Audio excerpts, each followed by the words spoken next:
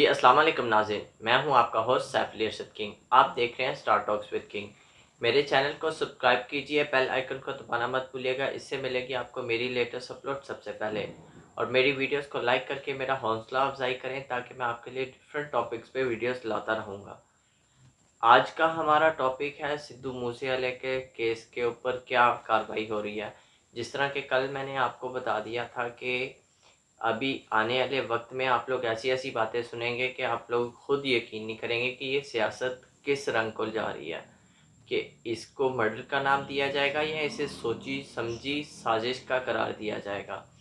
बात करते हैं, जिस तरह के आप सबको केस तो पता चल ही गया है। लॉरेंस बिश्नोई और गोल्डी बरार ने ये मिलके इस वाक़े को अंजाम दिया है।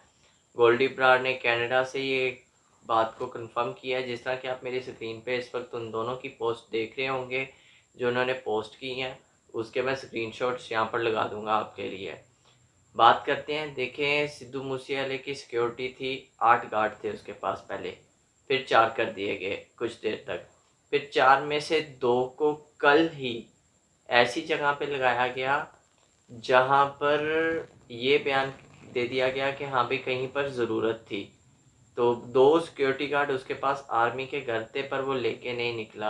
आपको पता है वो डाउन टू अर्थ था, उसमें कभी भी उसकी कोई एटीट्यूड वाली आपने बात सुनी हो। काम के अलावा मैं कह रहा हूँ, काम पे हर बंदे के क्लैशेस होते हैं, हर बंदा नंबर 1 पे आना चाहता है, साफ ज़ाहिर है, क्योंकि जो मेहनत कर रहा है उसको पता है उसने कितनी मुश्किलों का सामना किया और आज वो किस मकाम पे जा रहा है। तो साफ ज़ाहिर है अगर काम की बात करें तो हर बंदा अपने आप को नंबर 1 समझता है।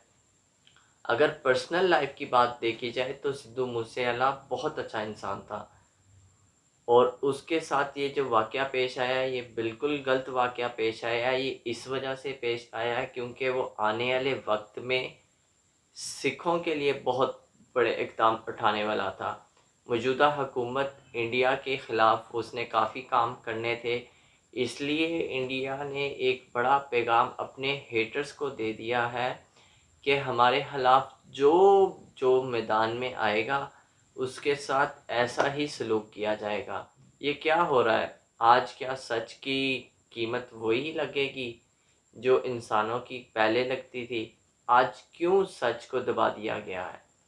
वो कहते हैं ना, सच हमेशा कड़वा होता है और झूठ हमेशा मीठा होता है। सच छुपाए नहीं छुपता और झूठ हमेशा आप लेके नहीं ज़्यादा देर चल सकते। इस केस पे जिस तरह की डिटेल पता चली है कि लॉरेंस बिश्नोई जो है उसने ही सलमान खान पे अटैक करने का प्लान वगैरह भी बनाया था, उसको अरेस्ट भी किया गया था। उसने यहाँ तक सलमान खान के घर के बाहर अपने बंदे भी भेज दिए थे जिन्होंने सलमान खान को अकेला पाके उसका भी मर्डर करने की तैयारी थी। ये वाक़या जो इंडिया में पेश आया है, इस वाक़े से पूरी पंजाब की इंडस्ट्री हिल गई है कि ये वाक़या क्या पेश आया है। जो सिद्धू मूसेवाले के साथ कुलीग थी उनकी, उनके काफ़ी अच्छी दोस्त थी, उन्होंने भी ये रिपोर्ट बयान किया। उन्होंने कहा मेरी 3 दिन पहले सिद्धू मूसेवाले से बात हुई थी, वो बिल्कुल खुश था, ठीक था, लेकिन मुझे नहीं पता कि अगर उसकी ज़िंदगी में ये इक़दाम ऐसे वाक़या पेश आ रहा था मैं उसके लिए कुछ कर सकती, लेकिन अब मैं क्या, कोई भी कुछ नहीं कर सकता, जो होना था वो तो हो चुका। क्या आपको लगता है आपको इंसाफ मिलेगा? मेरी ये सिख कौम से क्वेश्चन है। और जिस तरह कि आपको पता है सिर्फ इलेक्शन की खातिर ये इकदाम उठाए गए हैं ताकि आने वाले हुकूमत में हमारा ही राज चले। फिर क्या हो रहा है यकीन माने मुझे तो समझ नहीं आ रही मैं किस बात पे आप लोगों से बहस करूं, और इस बात पे मैं गुस्सा करूं या लोगों को इस केस पे अपने व्यूज़ कमाने की पड़ी है। इस वक्त जो इंडिया के टीवी चैनल्स हैं वो एक ही खबर को रिपीट करके दिखाए जा रहे हैं। क्यों नहीं अभी तक वो बंदा ट्रेस हुआ? क्या सिद्धू मूसेवाला छोटा इंसान था? लेजेंड था पूरी वर्ल्ड के लिए। सिंगिंग की फील्ड में जिस तरह उसने तरक्की हासिल की है वो भी कम एज में, आज तक किसी ने नहीं ऐसी हासिल की, और वो भी अपने ही दम पे। सिद्धू मूसेवाले की लाइफ स्टोरी तो आप लोग जानते ही हैं कि जब उसने अपने गाने की शुरुआत की थी, किसी को उसने अपना गाना सुनाया था तो उन्होंने उसे साफ रिजेक्ट किया था कि तेरे में कोई बात नहीं। वो कितने देर बस स्टैंड पे बैठ के रोता रहा था कि क्या मैं कामयाब हो पाऊँगा इस ज़माने में कि नहीं। उसने हिम्मत नहीं हारी, मेहनत की, अपने गाने लॉन्च किए और उसके गानों ने वर्ल्ड वाइड धूम मचा दी। सबसे ज़्यादा फ़ैन उसके पूरे वर्ल्ड में कनाडा में है।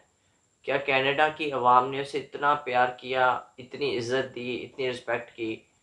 क्या हो रहा है यकीन माने आज। और आज लोग उसके बारे में झूठी-झूठी बातें कह रहे हैं।